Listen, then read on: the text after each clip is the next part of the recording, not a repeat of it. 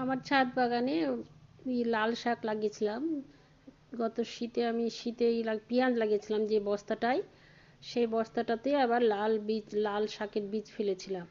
তো কয়দিন খুব একটা ভালো হয়েছিল না, কিন্তু এখন দেখছি বেশ বড় হয়েছে। এই শাকটা আবার বেশি বড় হয়ে গেলে আবার খাওয়া যাবে না, শক্ত হয়ে যাবে। তো ওই জন্য আজকে তুলে নিচ্ছি বড় বড়গুলো, আরও অনেকগুলো থাকবে, সেগুলো বড় হলে আবার তোলা যাবে পরে।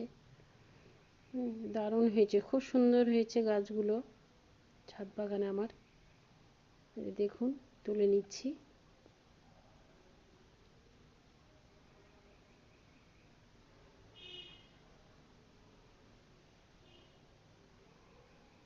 অনেকগুলাই হয়েছে, রংটাও খুব সুন্দর হয়েছে, এত সুন্দর হয়েছে, একদম তরতাজা হয়ে আছে একদম।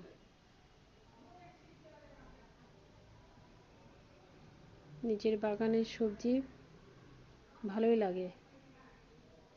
আমরা বাজার থেকে নিয়ে আসে শাকগুলো, কিন্তু খেতে পারি না, কেমন যেন গন্ধ করে পাই, মনে হচ্ছে যে স্প্রে করে যেমন ওষুধ, সেরকম গন্ধ করে।